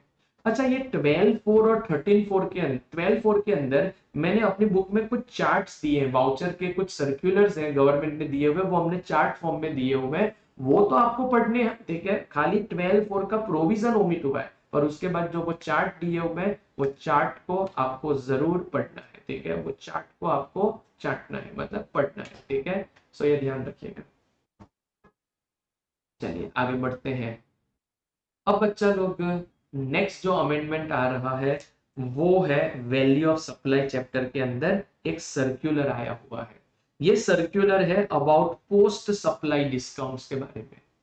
ओके, नाउ ये जो सर्कुलर है, ठीक है, ये सर्कुलर जो हमारे रेगुलर बैच के स्टूडेंट्स ऑलरेडी मैंने उनको करवाया ही हुआ है। ये अपने ने टैक्स इनवॉइस चैप्टर के अंदर दिया हुआ था, यहाँ पे मैंने अमेंडमेंट में इसको वैल्यू ऑफ सप्लाई चैप्टर के अंदर दे दिया है। फर्क कुछ नहीं पड़ता है, ठीक है। रेगुलर बैच के स्टूडेंट्स ने ऑलरेडी ये चीज पढ़ी हुई है। ओके, तो समझ लीजिए कि क्या है वैसे ये सर्कुलर के अंदर। तो अपने तो बच्चे लोग जानते हैं कि पोस्ट सप्लाई डिस्काउंट जो होता है, ठीक है, जिसके लिए पहले से कोई एग्रीमेंट नहीं है, कोई कॉन्ट्रैक्ट नहीं है, तो ऐसा post supply discount value of supply में से एक्सक्लूड नहीं हो सकता, ठीक है। तो इसको लेके ये सर्कुलर दिया हुआ है। अब इसमें इश्यू नंबर 1 में आपको समझाता हूं। जैसे मान लो कि आपने 1 लाख का बिल बनाया और 1 लाख के बिल के ऊपर आपने जीएसटी लगाया एट 18%, तो 18,000 आपने जीएसटी लगाया, तो टोटल बिल हो गया 1,18,000। ओके, तो इस टाइप का आपने बिल बनाया और एज अ सप्लायर आपने 18,000 जीएसटी गवर्नमेंट को पे कर दिया। वो रिसिपिएंट ने 18,000 का आईटीसी ले लिया। अब बाद में रिसिपिएंट रिक्वेस्ट करता है कि भाई मेरे पास पैसा ही नहीं है, ठीक है, खाने के लिए भी पैसा नहीं है, तो प्लीज मुझे थोड़ा डिस्काउंट दो, डिस्काउंट दो। तो हमने उसको बोला कि चल ठीक है 10,000 डिस्काउंट देते हैं। तो ये 10,000 क्या होगा, पोस्ट सप्लाई डिस्काउंट हो गया। क्या ये वैल्यू ऑफ सप्लाई में से एक्सक्लूड हो सकता है? नहीं हो सकता, ठीक है, क्योंकि इसका पहले से कोई कॉन्ट्रैक्ट नहीं था, आपने ऐसे ही दे दिया है। पर अब अपने ने उसको 10,000 डिस्काउंट दिया तो अपने ये 10,000 लेंगे नहीं। तो एज अ सप्लायर मैं क्या करूंगा कि उस रिसिपिएंट को एक फाइनेंशियल या कॉमर्शियल क्रेडिट नोट इसके लिए इश्यू करूंगा। ये जीएसटी वाला क्रेडिट नोट नहीं होगा, ठीक है, ये होगा फाइनेंशियल या कॉमर्शियल क्रेडिट नोट, जिसमें मैं उस पर्सन को बोल दूंगा कि ठीक है 10,000 तुमको कम देने हैं, पर मैं इस क्रेडिट नोट में जीएसटी नहीं चार्ज करूंगा, ठीक है। क्यों नहीं करूंगा? क्योंकि ये पोस्ट सप्लाई डिस्काउंट है और ये वैल्यू ऑफ सप्लाई में से एक्सक्लूड नहीं हो सकता। तो मैं सिंपल 10,000 का एक फाइनेंशियल या कॉमर्शियल क्रेडिट नोट रिसिपिएंट को दे दूंगा।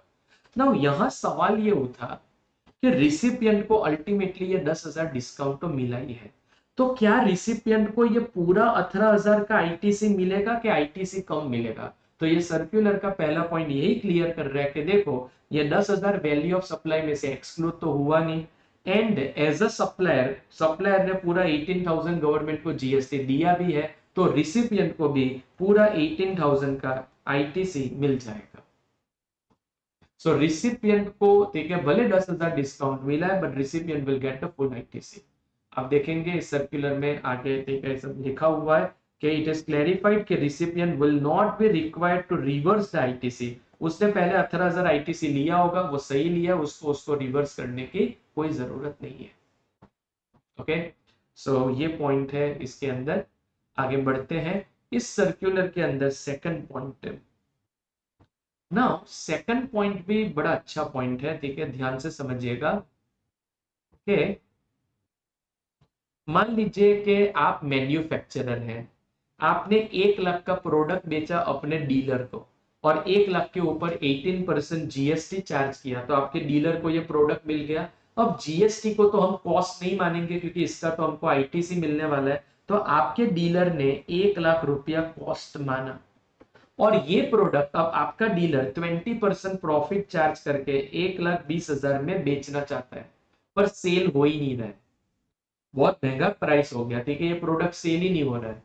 तो ठीक है, डीलर ने रिक्वेस्ट किया मैन्युफैक्चरर का, मैन्युफैक्चरर थोड़ा डिस्काउंट दो, ठीक है, अगर मैं आप मुझे 1 लाख में दे रहे हो और मैं 1,20,000 में बेच रहा हूं ना, तो कोई खरीद नहीं रहा है, आप मुझे थोड़ा डिस्काउंट दो। तो मैन्युफैक्चरर ने बोला कि चल ठीक है, तेरे को हम 10,000 डिस्काउंट देते हैं, तो ऐसा समझ के ये प्रोडक्ट तेरे को 90 में मिला, तो 90 में मिला तो अब तू ये प्रोडक्ट 1,08,000 में बेचने के लिए निकाल, फिर देख सेल हो जाएगा। तो अपने ने 1,08,000 इसका प्राइस कर दिया और ठीक है, फिर ये प्रोडक्ट सेल हो गया। तो यहाँ पे ये सर्कुलर का सेकंड पॉइंट ऐसा कह रहा है कि आपने 1,08,000 में अब ये प्रोडक्ट बेचा और ठीक है, एक आपको इसके लिए 10,000 डिस्काउंट मिला, 10,000 का बेनिफिट मिला मैन्युफैक्चरर से, तो आपको ऐसा नहीं सोचना चाहिए कि आपको कंसिडरेशन 1,18,000 मिला, क्योंकि 1,08,000 तो कस्टमर ने दिया और आपने ये प्राइस घटाई। क्यों घटाई? क्योंकि आपके मैन्युफैक्चरर ने आपको 10,000 डिस्काउंट दिया, तो वो 10,000 भी तो एक टाइप से आपका फायदा होगा, तो टोटल फायदा तो आपको 1,18,000 का हो गया है और 1,18,000 को आपको कंसिडरेशन मान के जीएसटी पे करना चाहिए। ऐसा एक सवाल अराइज हुआ, तो लोगों ने बोला कि तो ये सवाल गवर्नमेंट को उठाया गया, गवर्नमेंट ने ये सर्कुलर के अंदर क्लियर किया कि नहीं, ये सब रॉन्ग कैलकुलेशन, ये 10,000 सिंपल पोस्ट सप्लाई डिस्काउंट है और कुछ नहीं है, और ये डिस्काउंट के कारण भले हमने प्रोडक्ट 1,08,000 में बेचा, कंसिडरेशन 1,08,000 ही माना जाएगा और 1,08,000 पे ही जीएसटी लगेगा। वो 10,000 का जो डिस्काउंट है उसको अपने को कंसिडरेशन मानने की कोई जरूरत नहीं है। पॉइंट समझ में आया? ऐसे करके यहाँ पे लिखा हुआ है। पर ये सेकंड इश्यू में एक और बात लिखी हुई है, ये पॉइंट भी समझना, ये सेकंड इश्यू के अंदर ही एक और बात लिखी हुई है कि अगर ऐसा है कि मैन्युफैक्चरर है,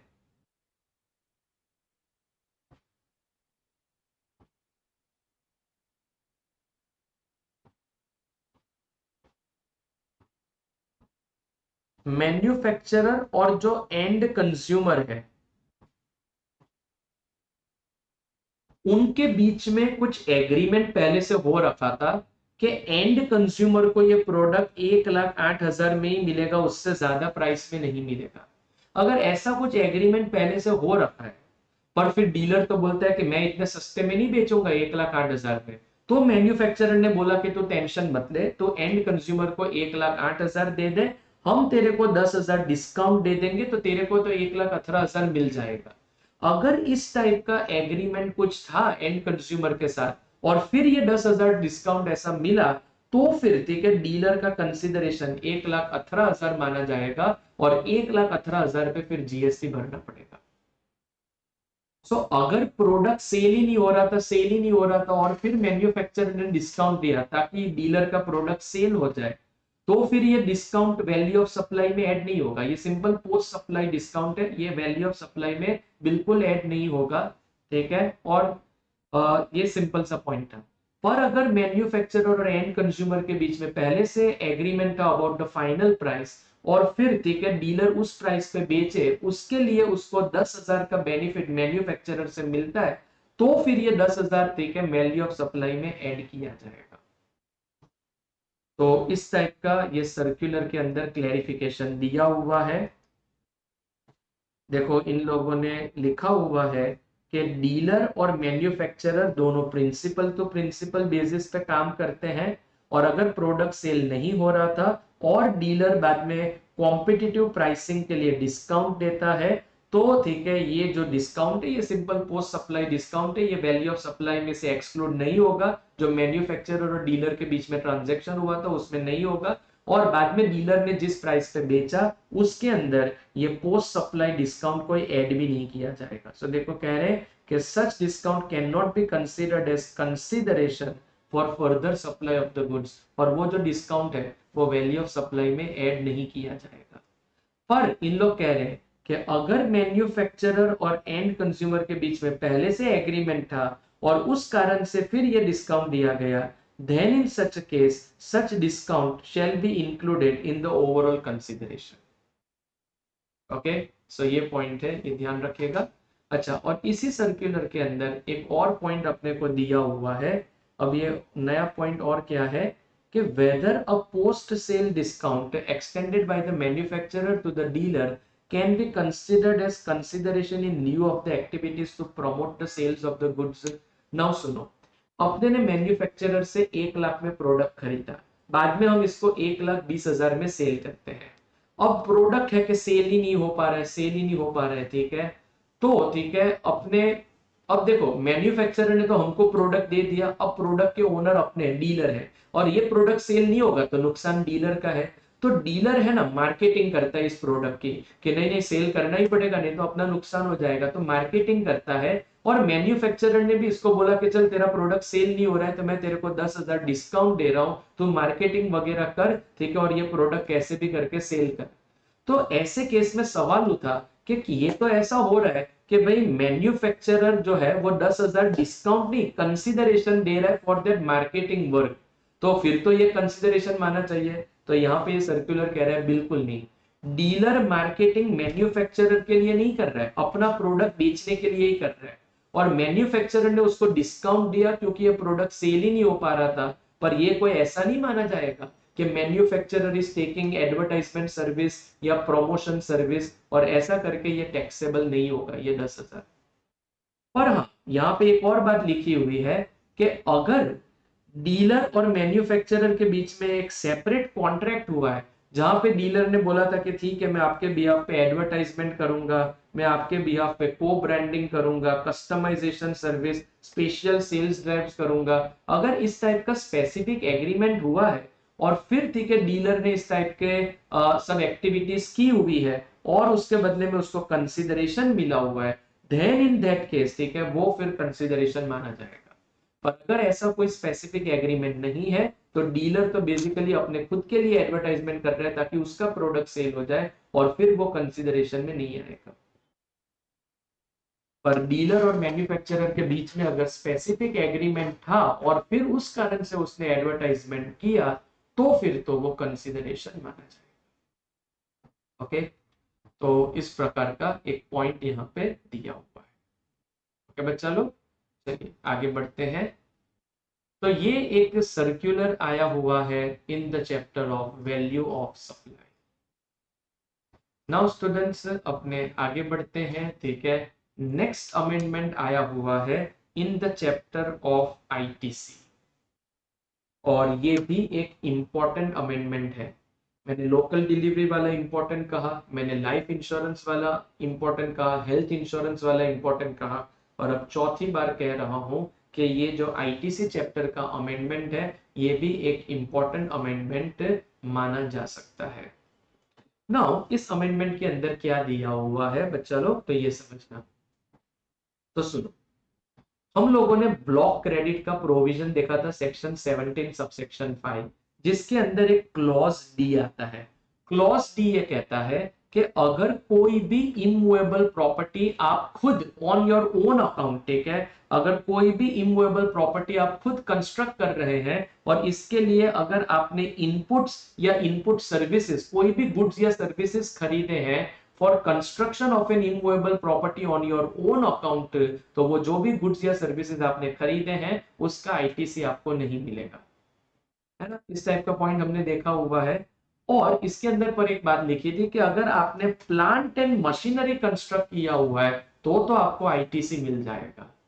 सही बात है, तो अगर प्लांट एंड मशीनरी है तो फिर आईटीसी मिलेगा, वरना तो नहीं मिलेगा ना। ये जो प्लांट एंड मशीनरी आप देख रहे हो, यहां पे पहले गवर्नमेंट ने लिखा था प्लांट और मशीनरी नाउ, और ये एक गवर्नमेंट से आप कह सकते हो कि ड्राफ्टिंग एरर हो गया था लॉ के अंदर, पर ये एरर गवर्नमेंट को बहुत भारी पड़ा।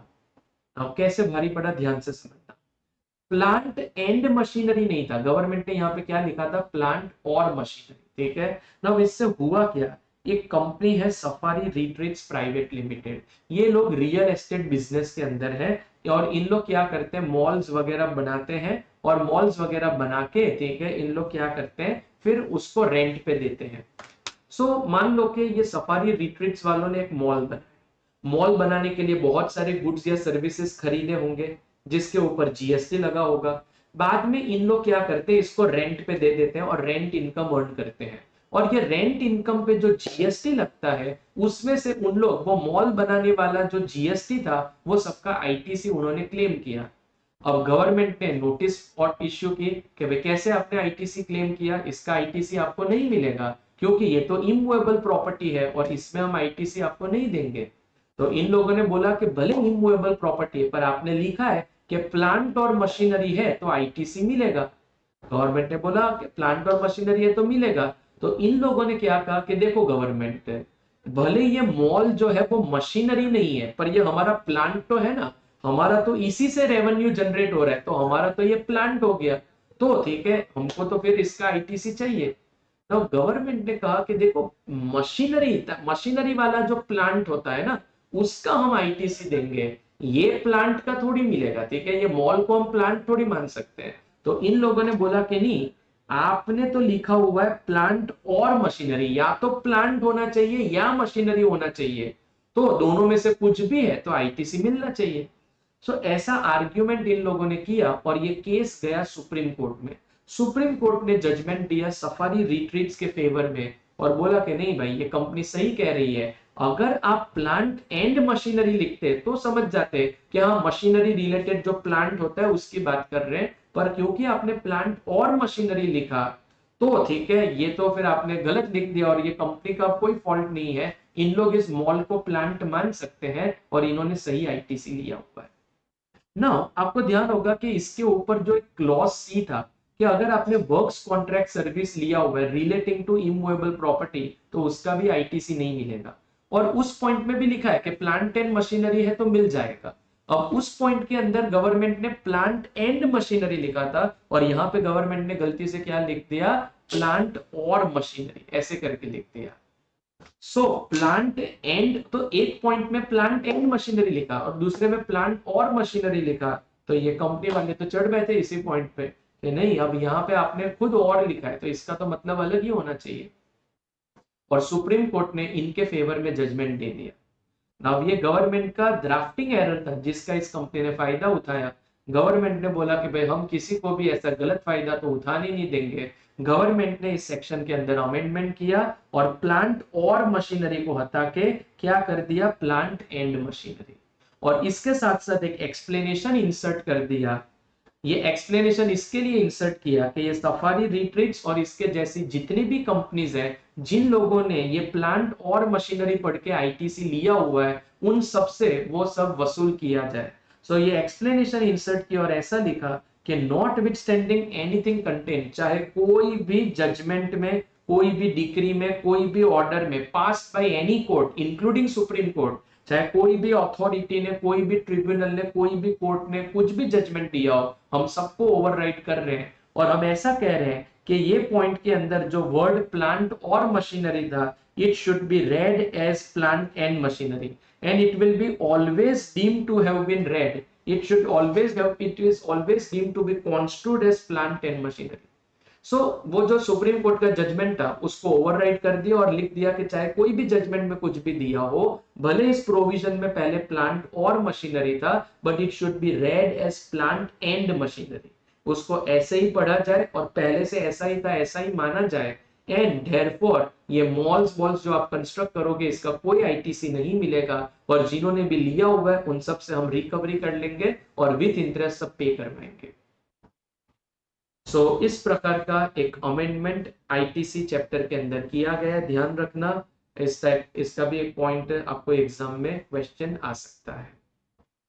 ओके, तो ऐसा मॉल वगैरह अगर आप बनाते हो और आप उसको रेंट पे देते हो तो ठीक है, उसको बनाने के लिए जो भी जीएसटी लगा हुआ था वो सबका कोई आईटीसी नहीं मिलेगा।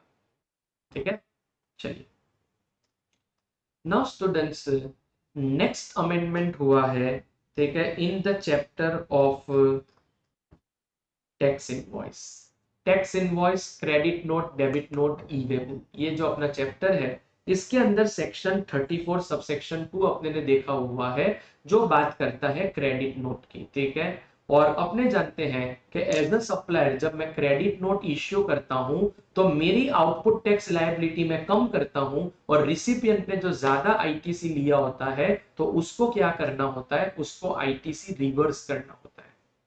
सही बात है, तो इस टाइप का पॉइंट एक हमने देखा हुआ है। अब यहाँ पे गवर्नमेंट ने क्या देखा कि जब सप्लायर क्रेडिट नोट इश्यू करता है तो सप्लायर तो तुरंत ठीक है क्या करता है, अपना आउटपुट टैक्स लायबिलिटी कम कर देता है, पर रिसिपिएंट जो है वो आईटीसी रिवर्स करता नहीं है।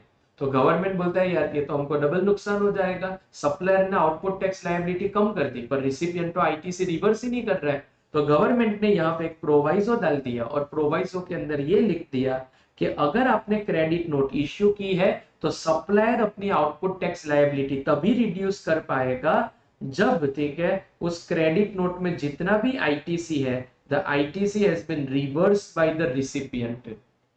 अगर रिसिपिएंट ने आईटीसी रिवर्स किया है तो ही सप्लायर को हम आउटपुट टैक्स लायबिलिटी कम करने देंगे, वरना हम नहीं कम करने देंगे। और इसमें जो सेकंड पॉइंट दिया ना, ये सेकंड पॉइंट तो था ही पहले से, ये मैंने आपको क्लास में समझाया भी हुआ है। यहाँ पे एक सिंपल सा अमेंडमेंट किया गया कि ऐसा ना हो जाए कि सप्लायर तो अपनी आउटपुट टैक्स लायबिलिटी कम कर दे पर रिसिपिएंट आईटीसी रिवर्स ना करे, ऐसा ना हो जाए। इसके लिए इन लोगों ने क्या अमेंडमेंट किया हुआ है कि अगर आप ठीक है सप्लायर हैं, आपने क्रेडिट नोट इश्यू किया हुआ है और आपने तो आईटीसी आपने तो अपना आउटपुट टैक्स लायबिलिटी कम कर दिया, पर तो ऐसा हम नहीं चलाएंगे। ठीक है, इन लोग कह रहे हैं कि हम आउटपुट टैक्स लायबिलिटी सप्लायर को कम नहीं करने देंगे अगर रिसिपिएंट ने आईटीसी इसके ऊपर रिवर्स नहीं किया होगा। ओके, तो इस प्रकार का एक अमेंडमेंट किया गया है। और अब बच्चा लोग ठीक है अपने आगे बढ़ते हैं अमेंडमेंट्स में। लास्ट अमेंडमेंट आपके सामने आ रहा है and that is amendment in the chapter of return filing. बहुत सिंपल अमेंडमेंट है। अपने जानते हैं कि अभी तक गवर्नमेंट हर ईयर नोटिफिकेशन पास करके ऐसा बोलता था कि भाई फाइनेंशियल ईयर 22-23 जिनका भी ठीक है एग्रीगेट टर्नओवर 2 करोड़ या उसके अंदर है उनको एनुअल रिटर्न जीएसटीआर 9 भरने की जरूरत नहीं है। फिर नेक्स्ट ईयर फिर से नोटिफिकेशन पास करते थे कि फाइनेंशियल ईयर 23-24 अगेन 2 करोड़ से अंदर टर्नओवर है, एनुअल रिटर्न नहीं भरना है।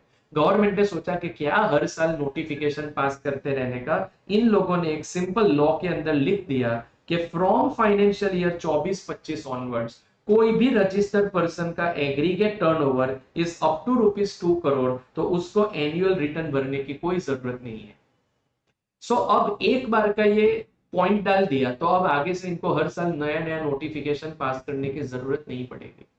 ये पॉइंट अपने जानते ही है, पर खाली यहाँ पे ऐसा दिया हुआ है तो ध्यान रखिएगा। तो अपने जानते ही है कि जिनका टर्नओवर 2 करोड़ या उसके अंदर है उनको तो एनुअल रिटर्न ही नहीं भरना है। जिनका टर्नओवर 2 करोड़ से ज्यादा है पर 5 करोड़ तक है उन लोगों को एनुअल रिटर्न तो भरना है जीएसटीआर 9, पर जीएसटीआर 9C नहीं भरना है। वो सेल्फ रिकंसिलिएशन स्टेटमेंट जो होता है, सेल्फ सर्टिफाइड रिकंसिलिएशन स्टेटमेंट, वो नहीं भरना है।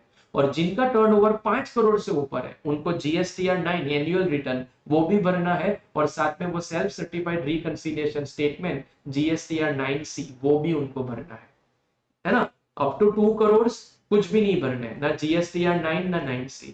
2 करोड़ से ज्यादा पर 5 करोड़ के अंदर खाली जीएसटीआर 9 भरना है, और 5 करोड़ से ज्यादा तो जीएसटीआर 9 भी भरना है और 9C भी भरना है।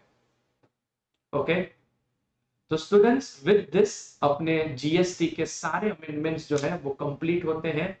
और आप देख सकते हैं कि एकदम स्मूथली और एकदम शॉर्टेस्ट पॉसिबल टाइम में मैंने आपके सारे के सारे अमेंडमेंट्स जीएसटी के कवर करवा दिए हैं। इसके अलावा और कोई अमेंडमेंट नहीं हुआ है फॉर मे 26 एग्जामिनेशंस। उम्मीद करता हूं कि आपको सारे अमेंडमेंट समझ में आए होंगे और ये अमेंडमेंट लेक्चर, ठीक है, में इसमें आपको मजा आया होगा, सब अमेंडमेंट्स आपके क्लियर हुए होंगे। ठीक है, अगर आपको ये लेक्चर अच्छा लगा है तो जरूर, ठीक है, लाइक कीजिएगा, फॉरवर्ड कीजिएगा अपने फ्रेंड्स को, ठीक है, इसके लिंक भेजिएगा ताकि उन लोग भी इसका बेनिफिट जो है वो ले सके। एंड ठीक है स्टूडेंट्स, कमेंट्स के अंदर जरूर बताइएगा कि कैसा ये लेक्चर आपको लगा। ओके, और ठीक है, कुछ और आपको एडिशनल इसमें इनपुट्स चाहिए तो आप जरूर, ठीक है, मैसेज कीजिएगा।